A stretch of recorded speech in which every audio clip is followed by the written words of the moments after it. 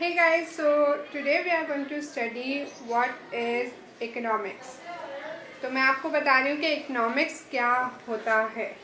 Economics में basically आप पढ़ते हैं कि सोसाइटी अपनी रिसोर्सेज को कैसे मैनेज करती है और जो एक नेशन की वेल्थ है वो कैसे जनरेट होती है।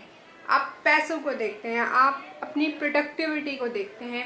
इकोनॉमिक्स में यही चीज़ें देखी जाती हैं।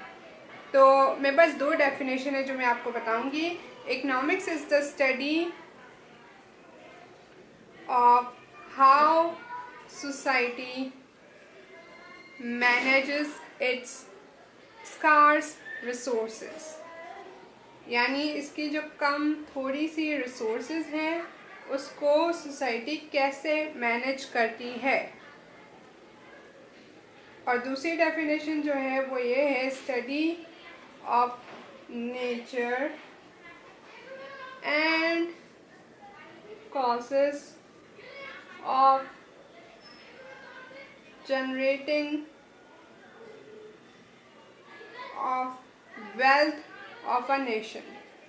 जैसे कि मैंने कहा, पैसों को, प्रोडक्टिविटी को आप कैसे बनाते हैं। अगेन ये वही बात हो गई कि आप जब कॉस्ट आप जनरेट करेंगे वेल्थ, वो आप अपनी रिसोर्सेज से ही करेंगे।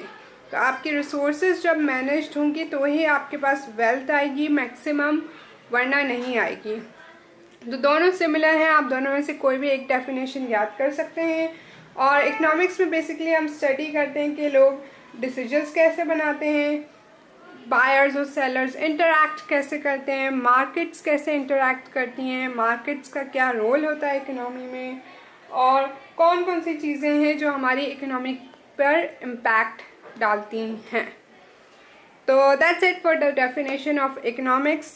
समझ आया तो लाइक करें और सब्सक्राइब करें, शेयर करें। अब आपको तो पता ही है आपको क्या करना है, और कमेंट करें अगर कोई चीज़ ऐसी है जो आप चाहते हैं मैं समझाऊं। Thank you so much for watching. I will see you guys in my next video. Bye guys.